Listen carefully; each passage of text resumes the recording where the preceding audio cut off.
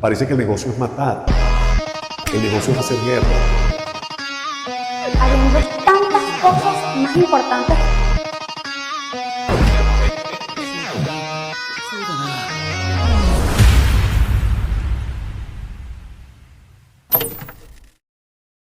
Soy Elizabeth Araujo, estudiante de la Escuela de Administración en Contaduría, y hoy nos encontramos aquí en la sala de profesores de la misma. Aquí nos acompaña el profesor de la Cátedra Geografía Económica General, Johnny Martínez, donde le realizaré un par de preguntas referentes a la lectura de la teoría geopolítica de Hetland de Maclinder y su aplicación en la guerra Rusia-Ucrania, de los autores Barrera y Oropesa. Profesor, ¿cuál es el objetivo central en el ensayo sobre Maclinder que plantean los autores Barrera y Oropesa? Bueno, muchas gracias, Elizabeth, por la invitación. Bueno, sí, Barrera y Oropesa son, Franco Barrera y Filiberto Oropesa, son dos especialistas en geopolítica, eminentes investigadores en México, adscritos al Instituto de Seguridad Nacional. Han trabajado todos estos procesos con bastante intención. Y una de las cosas que llama la atención acá es que ellos visualizan en la concepción de Alford Maclinder, John Alford Maclinder, la visión del Herland como área pivote del mundo. ¿Okay? Es una concepción que ellos manejan paseándose por una cantidad de especialistas en el campo de la geopolítica. Ellos citan, por ejemplo, allí al mismo Maclinder, citan a Alfred Mahan, citan a Nicholas Speckman y a Zbigniew Kazimierz-Brzezinski, que es un geopolitólogo polaco. Como ya he venido compartiendo esto hace bastante tiempo en otras grabaciones, he dicho que es de Cracovia, de origen judío, y él desarrolla en un trabajo muy interesante la teoría en su obra, después del derrumbe de la Unión de Repúblicas Socialistas Soviéticas en 1991, la teoría de Grand Chessboard, que no es otra cosa que el gran tablero de ajedrez. Todo lo que está aconteciendo hoy día, a partir de ese conflicto en 2022, sitúa como zona cardial realmente todo lo que han venido desarrollando o lo que desarrolló Maclinder en su teoría, que tenía que ver precisamente con quien controle Herland, controlará el mundo. Quien domine la isla del mundo, dominará el mundo. Allí se fundamenta la concepción, más que todo la de Maclinder, que es básica, que es fundamental para el dominio estratégico de regiones, para el dominio estratégico de canales, de estrechos, de mares, de territorio. No olvidemos que esta zona, y muy particularmente Ucrania, donde ellos enfocan su análisis, ellos enfocan este análisis Rusia-Ucrania. Ucrania es el segundo país más poblado, perdón, el segundo país más extenso de Europa, después de la Federación de Rusia. Tiene aproximadamente 600 y tantos mil kilómetros cuadrados. Ahora con la anexión de Crimea por parte de la Federación de Rusia, quedaron con 500 y tanto. Es un país que posee una enorme riqueza en cuanto a biodiversidad. Es considerado el granero del mundo, y muy particularmente de Europa. Tienen reservas de gas, tienen reservas de petróleo, poseen importantes yacimientos de hierro, contienen también una gran reserva estratégica de agua, aproximadamente 55 millones de pies cúbicos de agua, que es un recurso estratégico. Poseen varios ríos y que son fundamentales pues, para el desarrollo de esta región. De manera pues que Ucrania se convierte acá en el epicentro de un dominio de poder precisamente entre dos grandes bloques, la Federación de Rusia por un lado y la OTAN por otro lado. Este es un conflicto donde es la OTAN que está realmente asumiendo la defensa de Ucrania. Ese es más o menos el enfoque a donde apunta la lectura que yo les he mandado a ustedes para que la revisen, la analicen, y bueno, de ahí vamos a hacer sacar un material importante para las evaluaciones. Ok, profesor, muchas gracias. ¿Cómo aplican los autores Barrera y Oropesa la concepción de Nicholas Speckman al conflicto Rusia y Ucrania? Sí, bueno, Nicholas Speckman es un geopolitólogo estadounidense, aunque él nació en los Países Bajos. Él después se radica en los Estados Unidos. Él desarrolla la teoría, a diferencia de Maclinder, de Ringland, lo opuesto a Herland, que es el corazón continental de Eurasia, es para Speakman, en este caso, es realmente el borde costero. El borde costero, es decir, un poco más amplio en cuanto a su visión. Él se desliga un poco, se desagrega de la visión de Alfred Steinmeier un poco y también se desagrega de Maclinder y se enfoca en el Ringland.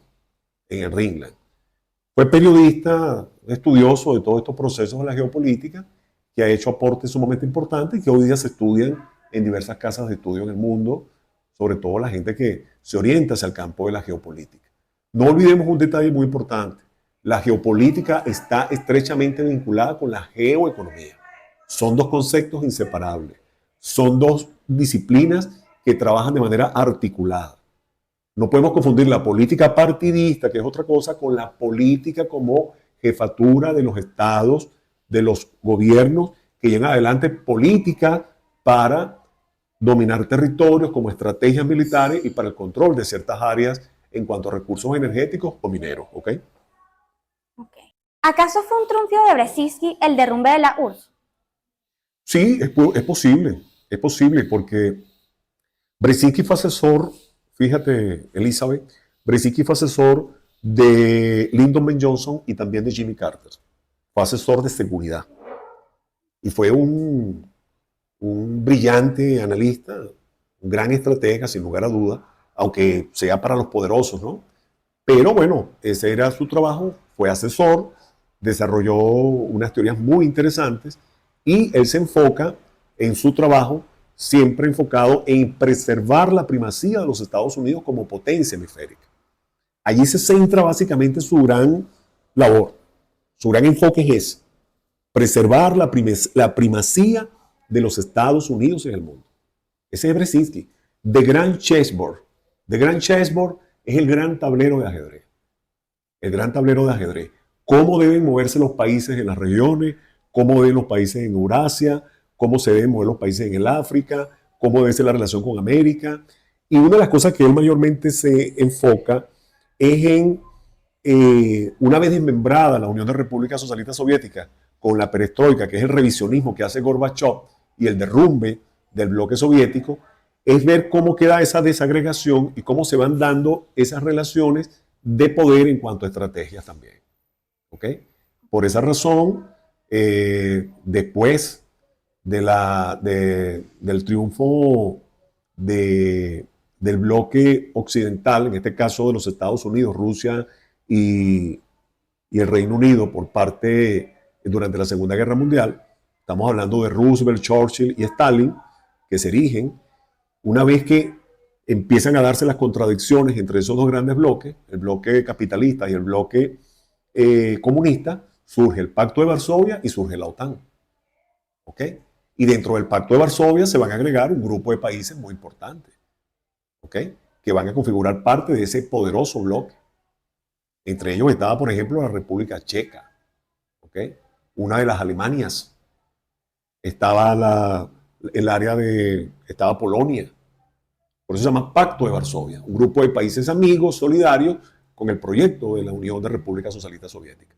Y entonces todo esto, precisamente al derrumbarse en el año 91, que venía durante un proceso de vicisitudes, logra finalmente Brzezinski dar en el punto clave, logra hacer su jugada maestra de jaque mate como asesor, porque logra precisamente terminar de implosionar y balcanizar lo que quedó de ese bloque. En este caso, Yugoslavia, ¿verdad? Se separan todos los miembros de Yugoslavia y también el conflicto que se va a generar, por cierto, con los Balcanes, que va implícito precisamente en esa fragmentación de Yugoslavia. Y bueno, así va quedando todo el panorama y es Brzezinski realmente el que se convierte en el gran líder, digamos, el gran asesor de todo este proyecto a nivel continental. Evitar el expansionismo del comunismo por el mundo. Ese fue realmente su bisagra, ese fue su cerrojo. evitar la propagación del comunismo por el mundo. ¿Cómo? Propiciando conflictos, generando guerras étnicas, generando problemas internos entre los países, dividiendo y reinando. Porque ese es el propósito, divide y reinarás. Por ahí se enfoca el amigo Brzezinski. Ok. Profesor, ¿cuál es la relevancia geopolítica en el contexto de Hitler? Bueno, la relevancia más importante allí es que ese Herland, esa isla del mundo, es la que contiene prácticamente el 63-65% de la población global del planeta. Si vemos la población de China y de India, bueno, imagínate, ahí nada más hay casi 3.000 millones de habitantes. Casi el doble o 3 veces lo que hay en América, desde Canadá hasta Chile, por ponerte un ejemplo. Otro aspecto importante de Herland es su ubicación geográfica. Ahí se integra el sudeste asiático, se integra China y se reconoce la antigua ruta de la seda que está en Uzbekistán, que es donde está la región de Samarcanda. Samarcanda era lo que se tenía previsto como la famosa ruta de la seda. ¿Ok? Entonces allí hay otro elemento importante. Además de eso, la enorme cantidad de recursos naturales que hay allí. No olvidemos que ahí está el Golfo Pérsico, que ahorita precisamente está en conflicto con Irán.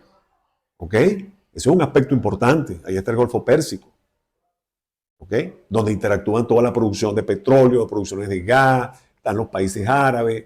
Todo eso precisamente opera en esa zona. También es importante destacar que allí se concentra el mayor número de tráfico marítimo que se da en el planeta. ¿Ok? Por la posición estratégica de China, por la posición estratégica de la India, por todo el petróleo que sale a través del estrecho de Hormuz. Entonces, esa zona se torna bastante interesante y es estratégica y es clave. Por eso es que insisto en el tema, controlar Eurasia, controlar Herland, es controlar la isla del mundo y ahí está realmente la demostración más evidente, ustedes que son estudiantes de geografía económica, de por qué se están dando los conflictos allí. Ahí vemos a Pakistán y la India, ahí vemos a Irán, Israel, ahí vemos el conflicto de Yemen, ahí vemos el conflicto Rusia-Ucrania, ¿ok? Ahí vemos el conflicto Taiwán-China, ahí vemos a Corea del Norte. O sea, ahí está todo. Porque ahí es la gran disputa por los recursos del planeta. Por los recursos del planeta. Profe, para adentrarnos un poco más al tema respecto a Irán e Israel, ¿cuál es su opinión respecto al conflicto entre estos dos países y el posible impacto regional y global? Bueno, catastrófico. El impacto va a ser catastrófico. El conflicto se minimizó, disminuyó por unos acuerdos momentáneamente, pero ha seguido increciendo. Ha seguido aumentando la tensión. Ahora vemos otros actores que se están incorporando, como es el caso de los Houthis, que ya tienen un rato incorporados, pero ahora se han incorporado con más intensidad. Ellos están en Yemen, operan en toda esa zona. Allá hay un conflicto, sin lugar a dudas, en mi opinión, religioso, porque allá hay corrientes sunitas, chiitas y una minoría siria que es el alawita. Vemos el caso también de la religión judaica que representa a Israel. Y bueno, el impacto puede ser terrible. Israel posee en estos momentos en sus inventarios de armas nucleares, algunos ubican la cifra entre 90 bombas atómicas, otros los ubican en 250 bombas atómicas. El caso, por ejemplo, de Irán se ha orientado con una gran ventaja porque posee la tecnología hipersónica de misiles. Esta tecnología, este tipo de misiles, ha llegado con facilidad y ha roto el Iron Dome, el sistema Arrow y la onda de David, que son las 3 barreras que tiene Israel. Han hecho mucho daño, han impactado muchos en zonas civiles y sin lugar a dudas, bueno, aunque los medios son censuran ese tipo de información, por supuesto que los daños son considerables, como también los ha ocasionado Israel del lado iraní. Esto lo retrató Samuel Huntington como el choque de las civilizaciones, una de las corrientes, aunque fue un trabajo también duramente criticado, pero sin lugar a dudas que aquí hay un choque de civilizaciones. se están viendo dos modelos, dos visiones del mundo, dos culturas con una tradición antiquísima. Bueno, se están enfrentando nuevamente. Y eso pienso que no debería de escalar. Hay que minimizar ese impacto por la tragedia que se puede avecinar. A veces parece que nos hemos olvidado mucho del aspecto ético, del papel de la ciencia. Acaban ahorita de aprobar un presupuesto de 5% para cada miembro de la OTAN, imagínense ustedes. O sea, parece que el negocio es matar, el negocio es hacer guerra, el negocio como que es desencadenar conflictos. Y no hemos aprendido la experiencia de Nagasaki, de Hiroshima, de lo que aconteció en el pasado. Tenemos que leer a Edgar Morin, reflexionar sobre su pensamiento. El maestro Ernesto Sábato, por ejemplo, el autor del Túnel, un gran escritor argentino, hacía reflexiones sobre esto, la crisis del hombre, el hombre concreto, el hombre abstracto. ¿Por qué matarnos? ¿Por qué no invertir en medicina? ¿Por qué no invertir en salud? ¿Por qué no invertir en la cura del cáncer? ¿Por qué se gasta 5% del presupuesto de estos países en armas, por Dios? Es una locura. Aquí se han hecho estudios, fíjate, Elizabeth, inclusive, de que una bomba de cobalto de 50.000 megatones puede destruir el planeta. Destruir el planeta. Aquí hay un conglomerado de empresas, de industrias del armamento, la General Dynamics, la Lockheed Martin, la Halliburton, que están realmente salivando porque ya ven el queso a la tostada, ya ven el presupuesto que se va a destinar en armas. Entonces, el mundo definitivamente, si seguimos como vamos, no sé realmente qué va a pasar en el 2050, en el 2060, si estaremos acá, no estaremos, pero el riesgo es muy alto y muy elevado. El riesgo de un conflicto nuclear sería catastrófico para la humanidad, catastrófico. Esas son cosas realmente que la gente no piensa, o los seres humanos, los que tienen la gran responsabilidad de llevar las riendas del mundo en este tipo de asuntos, no visualizan lo difícil que puede ser un conflicto con esta característica. Esa es una de mis grandes preocupaciones. Habiendo tantas cosas más importantes que una guerra se la dedican, te ves de medicinas, en África que pasan hambre, la falta de agua en algunos países. Es muy grave donde podamos parar. Sí, señor, muy grave, así es. Sería catastrófico porque hay otras prioridades, hay otras necesidades. El mundo tiene que repensarse. Repensarse es reevaluarse, pero sobre todo los gobernantes, que tienen las grandes responsabilidades de conducir esto. ¿Ok? Por eso la reflexión. Por eso la reflexión. Bueno.